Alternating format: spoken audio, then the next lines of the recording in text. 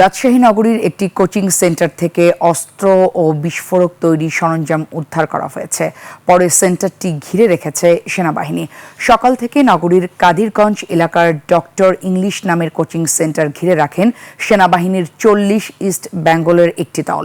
Coaching সেন্টারটি পরিচালনা করেন সাবেক মেয়র AHM খায়রুজ্জামান লিটনের চাচাতো ভাই মুনতাসিরুল অনিন্দ।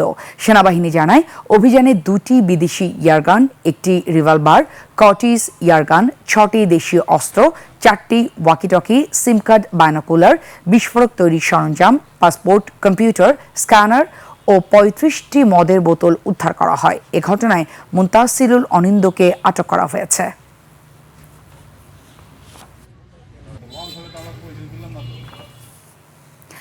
এই মুহূর্তে ঘটনাস্থলে আছেন আমাদের রাজশাহী প্রতিনিধি বদরুল হাসান লিটন। আমরা সরাসরি চলে যাচ্ছি তার কাছে। লিটন, এই মুহূর্তে রাজশাহীর সর্বশেষ পরিস্থিতি একটু যদি জানান, সেখানকার অবস্থা কি দেখছেন আপনি?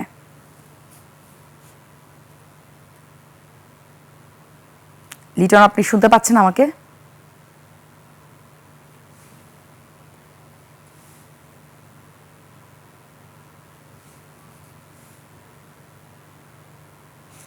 বাহিনী ভোর থেকে ইতিমধ্যে বেশ কিছু গোলা বারুদ, আগ্নেয়াস্ত্র এবং অস্ত্র বিস্ফোরক তৈরির সরঞ্জাম এখানে উদ্ধার করা হয়েছে।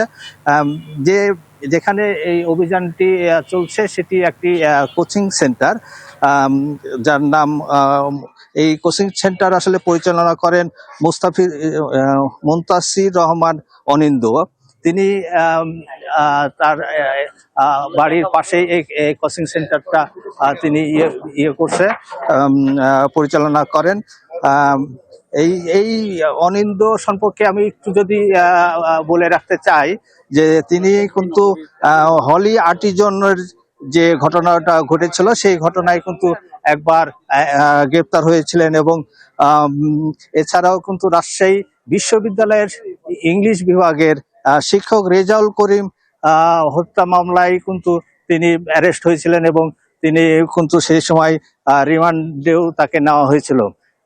তিনি পরে জামিনে এসে এই কোচিং সেন্টার পরিচালনা শুরু করে। এই মুহূর্তে কিন্তু সেনাবাহিনী তার কোচিং এর আশেপাশের কিছু ম্যাচে এখন কিন্তু অভিযান পরিচালনা করছে। এই ছিল সর্বশেষ পরিস্থিতি এখানকার। লুবনা। লিটন, আপনাকে ধন্যবাদ।